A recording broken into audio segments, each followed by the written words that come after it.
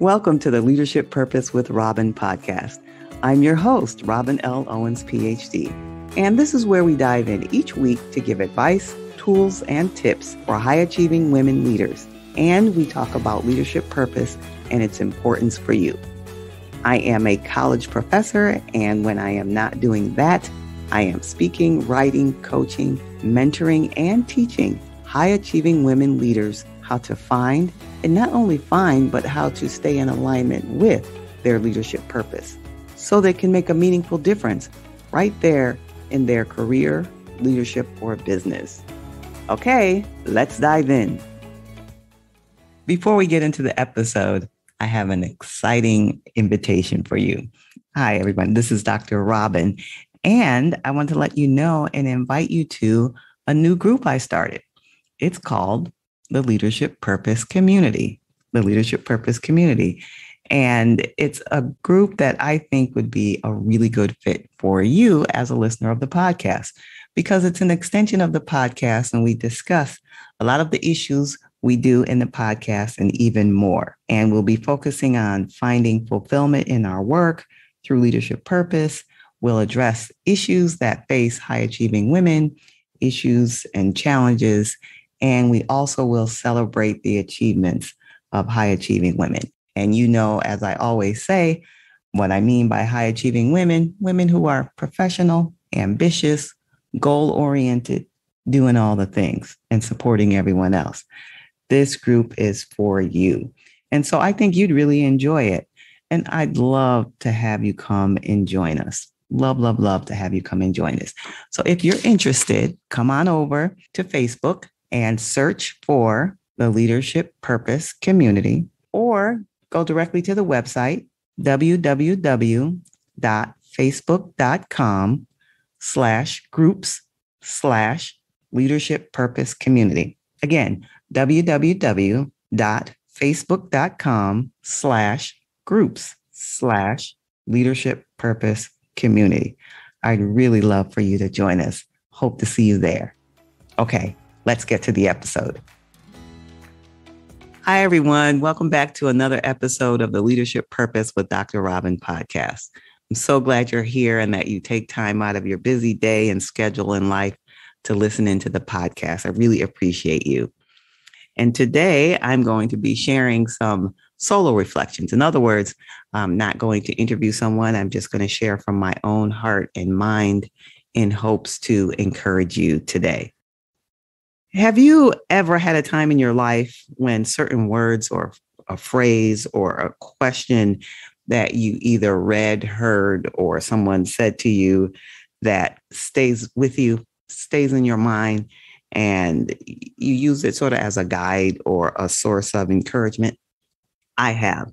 And here's the word or the phrase that has been speaking to me over the past, I want to say, almost 2 years now, off and on. So here it is. Don't make it bigger than what it is. Don't make it bigger than what it is. And these are words that my brother used to say to me, let's say, on more than one occasion. We'd be on the phone. We lived in 2 different states. And so I'm in California. He was living in New York. And we spoke on the phone at least once a week. And there inevitably, before too many conversations would go by, I would be talking about something that I was stressed about. And it usually was related to the things that I had to do and upcoming, or some project or some work thing or some life thing, feeling sort of overwhelmed about the things that I have to do on my list. I don't know if you've ever had that feeling of feeling overwhelmed with the things to do. Well, often I would mention that in my conversations with him, and there would usually be one particular thing, whatever the theme of that week was. And he would say to me, don't make it bigger than what it is, sis. And just hearing him say that, it would grab my attention and resonate with me. And I would catch myself and think about, yep, I'm doing it again. I'm making it bigger than what it is. Now, let me tell you what I think that phrase means. Well, what it means for me is Don't let the fear related to whatever you're doing have power over you. Don't let the fear related to whatever you're doing have power over you. And don't let it keep you from moving forward. That's how I understood that. Don't make it bigger than what it is, sis. Because inevitably, I was getting in my own way. Overwhelm, stress, frustration, anger to some degree, in some cases, all representations, all expressions of fear. And he was saying to me, don't let that fear have power over you and keep you from moving forward and keep you from being who you want to be. And so that has been a phrase that has been encouraging me and speaking to me and guiding me over the past couple of years, especially during this time of pandemic. And as I think back to the beginning of the pandemic, when I think it's safe to say almost everybody was in panic mode because we didn't know what was going on. We didn't know what it was, what was happening. It was just almost unbearable for lots of people. And everyone seemed to be trying to figure out what to do. Like, what are we going to do now? What's happening in our lives? Should I start saving money? Should I move? Should I hoard toilet paper? I joke now, but fear is a real thing. Fear is a real thing. And so we were all trying to figure out what to do and how to respond in that situation. And for me, I was doing the same thing. I was in a sense of panic. And I'm talking about like that first week when we went into sort of shelter at home mode. And when the CDC determined that we were in a world health crisis and pandemic, I said, now what? What am I going to do? And then I heard someone say they were going to focus on who they wanted to be when we came out of this time period. And that struck me. And I thought to myself, that resonates with me. That's a good focus for me. I'm going to focus on who do I want to be when we come out of this pandemic? Who do I want to be? And slowly and surely, I would bring myself back to that question to help guide me along the way. But I mean, I have to say, of course, the fear continued to creep up. And in that early time, the fear was raging everywhere. It was raging locally, nationally, globally about health. I mean, collectively, we were thinking about death because of all the deaths that were happening as a result. And that fear penetrated right into my own psyche and my own mind. And I thought to myself, I have to do something different. I can't keep focusing on this, but I would watch the news and I'd be caught up in the cycle of what was happening in the news of the day related to the number of deaths. And I started thinking about my own death and how to protect myself. How much what I need to do to protect myself in terms of my health. And then during that time, shortly after we went into the sort of shelter in place mode, there was quite a bit of social issues raised, racial issues raised. The death of George Floyd marked a defining moment in our history, and our collective consciousness was raised around those issues. And like many other people, I felt enraged by that. And also, I felt a sense of being fearful about my own life. I thought about, these extremists on every side, there's extremists, but these extremists who are acting this kind of violence could be anywhere. They can be in my neighborhood. They can be in my city. They could be wherever I am, out and about. And so that thinking crept into my mind. And so there was a fear about that. So I had the fear about health, possible death as a result of that, possible death as a result of encountering some enraged extremist. So fear was just in and through and around my thinking as it was with many others. But I kept going back to that phrase that my brother talked about, don't make it bigger than what it is. And I mean, it was big. We all can agree. The pandemic, of course, is big and all those issues are big. But in terms of don't let the fear related to it have power over you. Don't let the fear related to it have power over you. So I thought to myself, well, how do you not let the fear have power? Well, I said, I have to shift my thinking from it. I know what I don't want. I don't want that fear, but what do I want? So I had to shift my focus from not spending a lot of time and thought around what I don't want, but spending time in thoughts around what I do want. And so I recalled that there are things in my life that I wanted to do, right? I had some passions bubbling up inside of me, and passion is an expression of love, right? So I had love trying to come through. So I said, all right, I'm not going to let the fear take power over this love that's coming up and trying to express itself through my life. And by the way, when I think about love, I think about it shows up like passion. It shows up like joy, kindness, fulfillment, acceptance, non-judgment, including not judging myself for being in the fear. And so I allowed myself to just, okay, let's focus on some love. What's going on? What's going on with you? What's something you're passionate about? What's something that's there that you haven't had time to attend to? And I remembered that I had been thinking about creating a podcast, right? And so I had been thinking about it for at least a year before the pandemic, at least a year. And for some reason, I was letting the fear hold me back. Like, I don't know how to do it. I don't know what's involved in it. I don't, right? So those were all indicators of the fear just holding me back. And you might say, well, what were you afraid of? Well, that's the exact same question some dear relatives of mine asked me. And so I have a group of what I call youngins in my family. They're young adults, in my opinion. I don't know if they would consider themselves young adults, but I call them youngins because they're all in their 20s and 30s. And we get together occasionally and have conversations. And this was, again, back during the early time of the pandemic, mid 2020. And we had a conversation on Zoom, and I said to them, one thing I really want to do, I really want to start this podcast, but I'm really nervous about it. And they looked at me like I had in my opinion, they looked at me like I had 3 heads. Like, what are you afraid of? Or what are you nervous about? And just the expressions on their face helped me to realize, yes, you're right. And that thought came to me again. You're making it bigger than what it is. You're letting the fear control you. So I made a decision. After that conversation, I made a decision. I'm going to go forward and I'm going to start a podcast. I don't know how.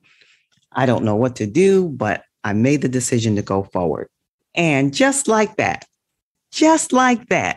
about 2 weeks later, someone just popped up into my life through Facebook, a podcast manager saying, does anyone need help with their podcast? And so that's when I connected with the fabulous Linda Stevenson, who has been the podcast manager for this podcast from the beginning. But now back then, this was before the podcast ever existed, right? So she was gently guiding me along the way with the processes and the procedures. But I would have to say, I would go back and forth, the fear and then not fear, love, fear, passion. And so over a period of a few months, she would encourage me step by step. And eventually we did the pre-planning and the work, and I started interviewing people. And so from then that time until the time the podcast actually launched, 6 months had passed by. So I made it. I did it. And I didn't let the fear keep me from moving forward with it. So I was really excited about that. And it was going along well. I started meeting these wonderful people that you hear as guests on the podcast, high achieving women. And I had an opportunity to hear from many of the listeners of the podcast, and I was encouraged and inspired. So the lesson I learned from that and that I share with you right now is even when those moments of fear come in, go ahead, feel the fear and do it anyway. Let love prevail. let love prevail. And again, love shows itself as passion. Think through, look at, what are you passionate about? What's your heart yearning for you to do? What has it been calling for you to do? Get in touch with that passion, because it's a guidepost. It's a guidepost. And by the way, this process goes, I think it's a lifelong process. It's life's journey in any other area. It's ongoing, right?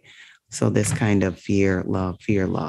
But the goal is for me, and hopefully for you, is to be guided by love more times than guided by fear. Way more times guided by love rather than fear. And so the first 6 months of the podcast was going well. I was enjoying it.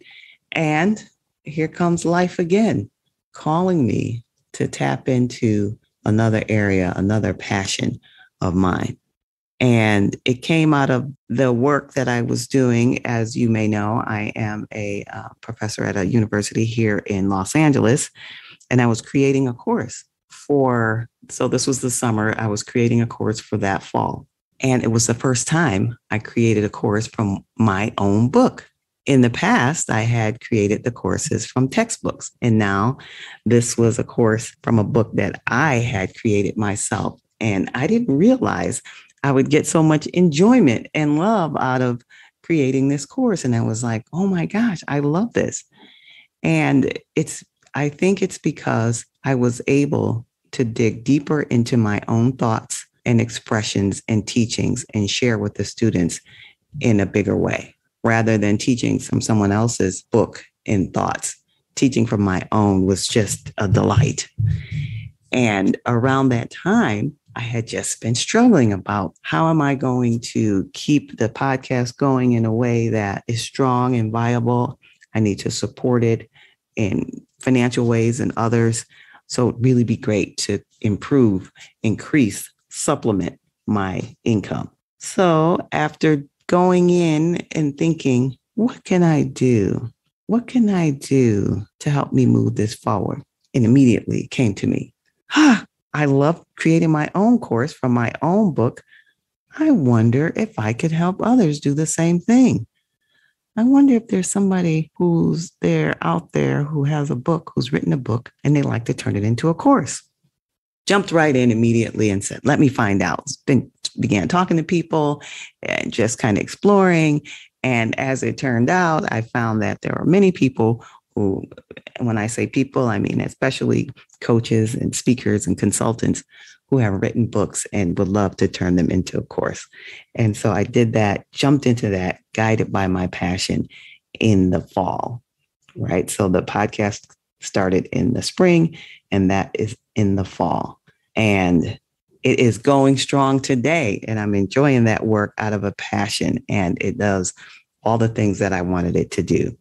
And so I say that to encourage you, once again, being led by the passion, by love, and not by fear as a guide. And for me, that love stems from, I don't know what my brother meant when he said that, if he was really connecting it to that love piece, but I connected to the love piece because I think that all of us, I am, you are, we are created in the image and likeness of God. And for me, that is the image and likeness of love. And so if you say, well, I don't know about this idea of God. Well, if you think about it in terms of spirit, creator, divine life, that's what I'm calling love. And from time to time, it calls us forward. It calls us forward to move forward in life. And that's just one of the indicators. Your passions, that's one way it expresses. It's just knocking on your soul, knocking on the door of your soul saying, let me out, let me out. And if you're trying to figure out how do I know? How do I know that this is that? How do I know? Compare it. Ask yourself some questions. Is this real? Does this thing that's moving, calling me forward, does it involve something that I really, really love? Does it involve something I really love? So that's the first question. So ask yourself 4 questions. Second one, does this involve something that really matters to me? Does this idea, this yearning, this thing, Does it involve something that really matters to me? And then ask, would this allow me to use my natural abilities, something that I could do fairly well and fairly easily? So those three questions: does this involve something I love? Does it involve something that really matters to me? Does it involve using my natural abilities? And then the fourth question, in some way, would this help me help others?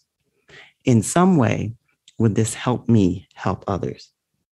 So those are the four questions to ask yourself, to know if the thing that's on your mind, if the thing that's in your heart that might be being held back by fear, disguised as lots of other things, overwhelmed, too busy, lots of other ways of holding you back. This is a way to get at that. Ask yourself these questions. And if you've been listening to me a while, you may have heard this before, that I call this process of asking these questions as making purpose-based decisions. Because that love, that thing inside of you, that spirit is calling you forth. It's really just calling you as a fuller expression of yourself. And that's what your purpose is, to live fully as yourself and who you are.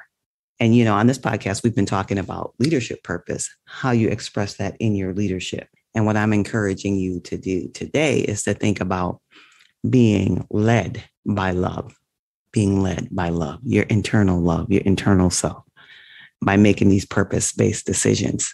So that's what I have for you today. Think about that.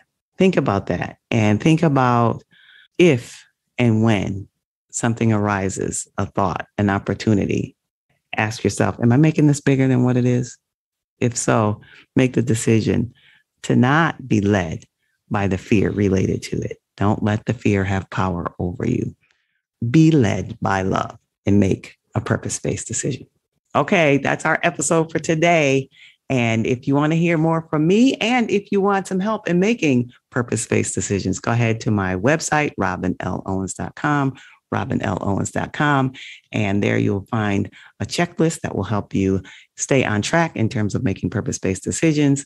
And if you want to message me or contact me on social media, you can find me at Robin L. Owens, Ph.D., Robin L. Owens, Ph.D. And I'd love to hear from you. So go ahead and send me a message. And until next time, this is Dr. Robin. Thank you for tuning into this episode of the Leadership Purpose with Robin podcast. If you enjoyed it, head on over and rate and subscribe so you never miss an episode. New episodes drop every week, and I can't wait to hang out with you again soon. Meanwhile, this is Robin signing off. See you next time.